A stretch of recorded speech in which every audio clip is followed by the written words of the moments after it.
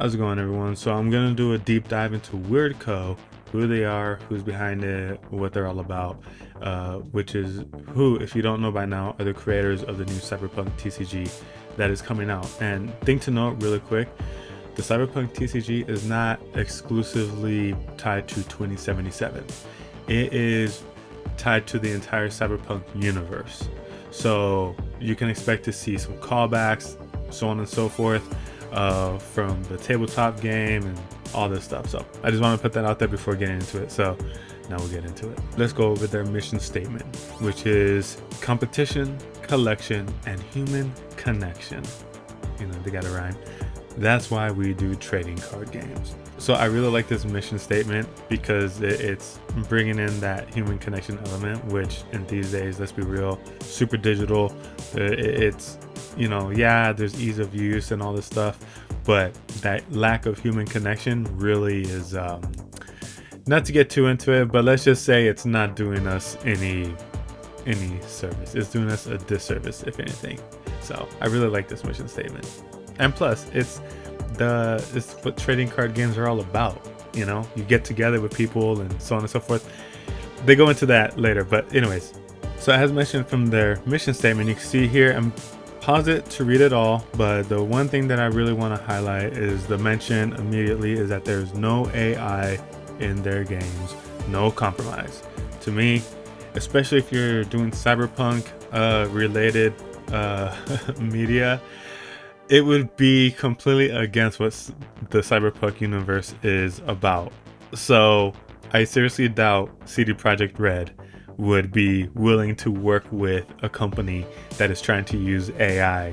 You know what I mean? So this already is a huge green flag for me. And as stated, they're all about that human connection and building a community, which is what TCGs are about. TCGs live off of the community that they build. So now we're getting to their origins. And again, really quick, I want to highlight again, they say, we promise to have no AI in our games ever, no compromise. So now that's 2 mentions, and there's other mentions in the official Discord, which I will show later. So in regards to who's behind WeirdCo, you know, we have Elliot Cook and Luan Wei. They're both co-founders who met through a mutual mentor of theirs, Bill Mooney, who is now an advisor. I don't know of any other advisors that they have right now. We only have the information of Bill Mooney, or at least that's all I found. But as far as the co-founders go specifically, Elliot and Luan met, right? So they founded WeirdCo in April 2024, according to LinkedIn. And as far as the whole resume of these individuals, so Elliot Cook has worked as an advisor for Players Lounge, which, if you don't know, is a gaming platform where people could bet against other players, see who wins and get the money, and then they could, you know, it's a place that you can go to win real money in one way or another, right? And then he was a member of Reforge. Technically on LinkedIn it still says present, but I assume that under the circumstances of trying to be co-founder and build up WeirdCo, that he's not going to have time to be a member anymore. But that aside, it is what is on LinkedIn. And Reforge is a software development company with a focus on AI. And then he's also had been the VP for head of growth, product and marketing for Concept Labs, which I found out created UFC Strike, which is something that pushes NFTs and so on and so forth. So Elliot's resume does have NFT and AI. However, again, going back to what I said before, I seriously doubt CD Projekt Red would allow any sort of AI use for any of their IP. It just goes against everything that CD Projekt Red is about, right?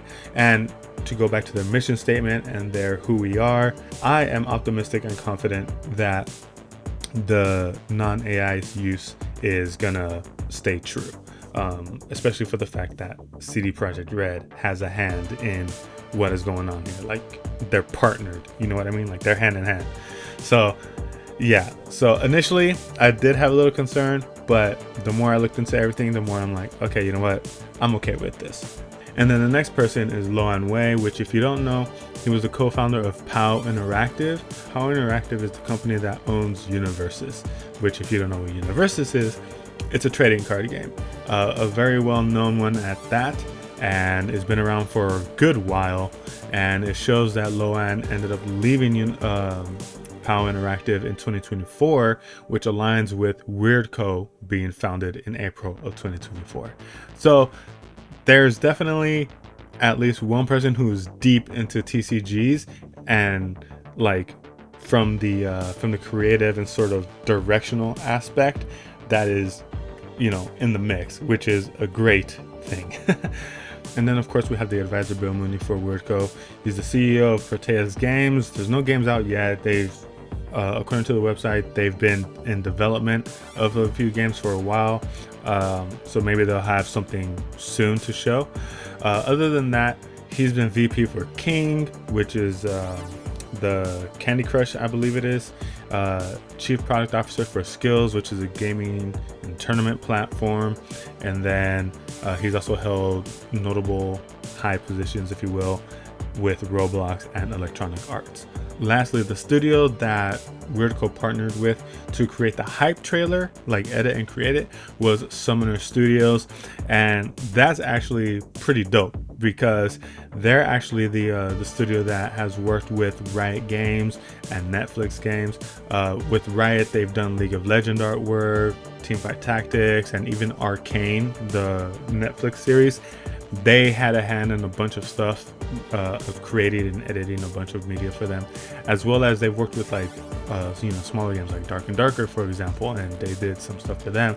So they have a good selection of artists there. I'll have the links for everything so that we could go check everything out yourself and read it at your leisure, at your pace. So yeah. All right, so to further drive point the home of no AI use, we have in the official Discord an employee from WeirdCo who has here, I will be very, very clear, no AI will ever be used in our art or game design. We mentioned this at length in our IGN article because I did an interview with IGN, LinkedIn, and their website. And then, you know, a couple weeks before that, someone had brought it up again, or before, and they're like, no AI, full stop, made by humans for humans, not use Smasher, which is, again, if you're new to Cyberpunk and this just grabbed your attention, Smasher is Adam Smasher. He's a very like chromed out like monster of a being. Feel free to read our very passionate about us, which I had already brought up. But in either case, no AI essentially is what it is. No AI. And on the note of no AI and how the company is communicating what is that they're planning and doing and all that, the co-founder Elliot, he has been very communicative with the Discord community, and he even like messages one-on-one here and there to welcome people and so on and so forth. So it's been, so far, I'm very pleased with what I'm seeing and the interactions that I've been having with the employees and the co-founder while he's in the Discord and everything. It seems like everyone at WeirdCo is really on the same page in regards to the creative pursuit, being true to Cyberpunk's themes and really bringing the core of what makes Cyberpunk to the TCG forefront. So I'm very optimistic and confident about all this, just based off of how they're approaching this, like their philosophy and their mentality and everything I've read on their website. And to top it off, like I said, Loan Wei, has a lot of experience from the universes, so he'll be able to bring TCG sort of mechanics and knowledge from that standpoint to Cyberpunk, and I'm very optimistic about where this is going. So now we're going to go into what Cyberpunk TCG is about, and these are little snapshots that I got from the website and where they go over everything. Circle a few things here that I want to touch on, but basically you form the ultimate edge runner crew. right? You mix and match your favorite characters from Cyberpunk franchise to create an unstoppable net running crew, overcome your opponent by not just doing damage, but completing gigs, gaining eddies, and increasing your rep as Night City Legends. My assumption off of this last statement, this last sentence here, where it says overcome your opponent by not just doing damage, completing gigs, and all this stuff, is it sounds to me like there might be multiple win conditions in the game where you could deal damage to your opponent to bring them down to 0, or maybe you complete a certain number of gigs in order to, you know, win the game, like first to, I don't know, 10, 15 or whatever, depending on how easy it is to complete gigs and amass them, and then gaining eddies and increasing your rep. Maybe there's even a win condition of where, you know, once you reach a certain rep, you win the game and you gain rep by gaining eddies. So, you know, completing gigs gains you eddies and so on. So you see, you know what I mean? So it's like they all tie into each other in a way. To me, I think that there's possibly 3 win conditions, maybe 2, because I think that adds more complexity and depth to the game, as opposed to, just focus on dealing 0 or bringing your opponent to 0 health. Whereas this one, you could sort of be like, okay, do I want to bring you down to 0 health, or do I not even see you as that much of a threat from a gig standpoint and notoriety standpoint? So let me build my deck this way.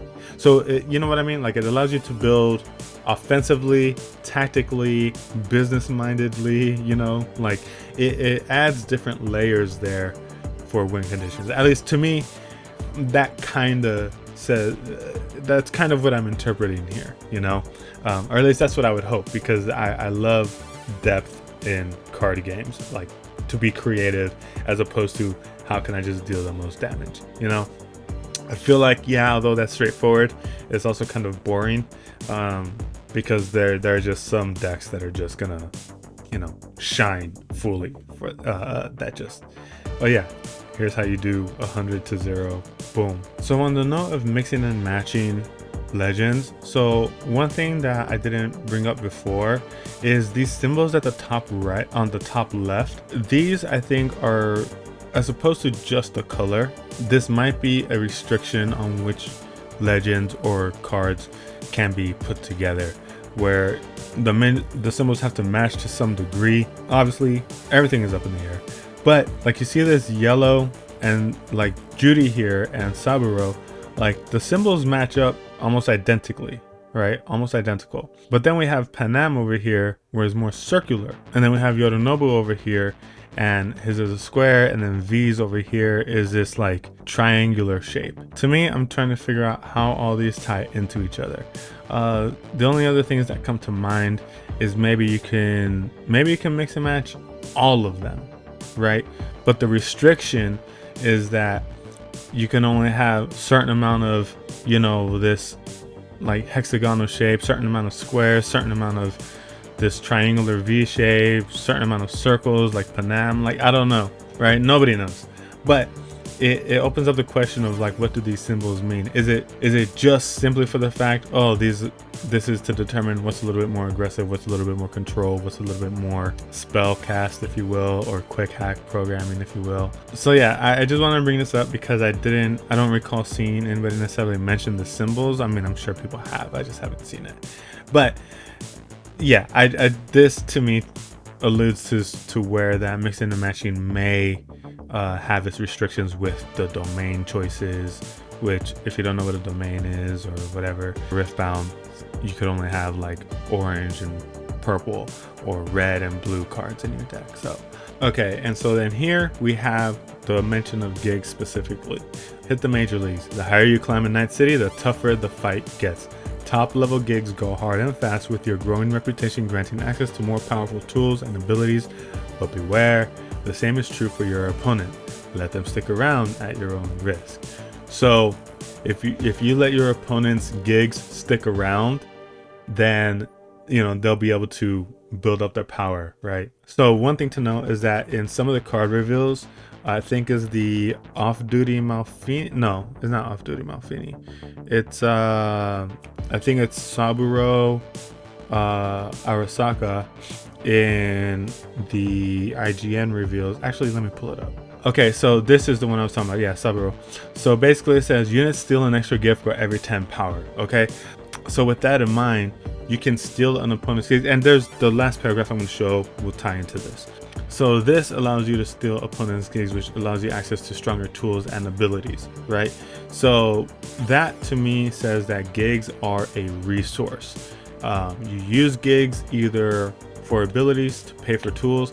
Whether that gets rid of the gigs entirely, I don't know, or whether gigs are just tapping it and that is counted as used, but they can still be stolen, or spent and they can still be stolen. You know what I mean? That's obviously left up in the air. And on the note of that, the top right ×2 symbol, I am now pretty certain that that is a gigs resource of some sort. Where it's like, oh, you need to have 2 gigs completed or at the ready in order to go ahead and play Saburo Arasaka on top of Eddie's, which in this case is just a line. I went over it in my previous video, but in either case, I'm kind of leaning towards that. Or at the very least, it's gigs. You need at least 2 up in order for his ability to be, you know, active, if you will. It has me leaning more towards that gigs. Although they allow you to get more tools and abilities, I want to say that maybe there's that other aspect of maybe a win condition that's baked into gigs themselves. You know, again, that's what I would hope, just to add more complexity to the game. All right, so the last mention here of the gigs here is adaptive dynamic gigs. Nothing's guaranteed in Night City. Be ready to change your strategy on the fly when gigs don't go as planned. Lock down your crew to protect a valuable gig, or set your sights on an opponent if their reward looks a little more enticing. Gigs look like that upon completion, you get an ability, a reward, a tool, or something, as mentioned in the previous paragraph. You know, something like that. And you could either lock down your crew. So again, this leads to the idea of, okay, do you protect your gigs? Do you protect your own health? So if you have, let's say, 5 units out in the field, right? And you're like, okay, I need these gigs. Do I have enough health to sustain damage 1 turn if they like push, right? So you're like, okay, I can probably withstand X amount of damage. So let me put 2 units blocking or at the ready. So let me keep 2 units like this ready to defend me in case my opponent comes after me. And then let me take my 3 units, my other 3, since I had 5, let me take my other 3, tap them to block my gig, or this 1 gig, right? Because it says a valuable gig, meaning since you have multiple ones, maybe you have to split the defense, like, okay, 2 for this gig, 1 for this gig. You know what I mean? And then, like, since they're spent, you only rely on those previous 2 to block your health, or like to block you from being dealt damage. So I think that's kind of what this is saying here. You're either going to spend your units to just protect these gigs, or they're going to protect you. The only other thing I could think of is that maybe if you have all your units, you can keep them all ready, and then as your opponent attacks or tries to attempt to steal something, at that point you allocate where they're defending. You know what I mean? It's going to be something like that, from what it sounds like. And then of course we have still in their opponent's gigs, which we already went over with Saburo. You could go ahead and do that, so that way you could take their reward when you complete it. Now the thing here is how I like this idea of stealing the gig, right? Attempting to complete it, but then your opponent goes and steals it back. Like you have this mine sort of thing. I do like that idea as well, because again, it adds to depth and complexity of like, okay, are we trying to fight for this gig because this is gonna win the game, or do we go and try to nuke the opponent and bring them down to 0 health? You know, to me that's very exciting. Again, it adds that element of complexity, which I absolutely love, and it allows you to build your decks creatively. And I love that creative expression, because that is then skill expression, so on and so forth. So I really like that whole idea. Anyways, I really hope that that's the case. Anyways, all right. So thank you for watching. I really hope this helped explain who is behind WeirdCo, what they're all about, and really squashes any concern about AI use.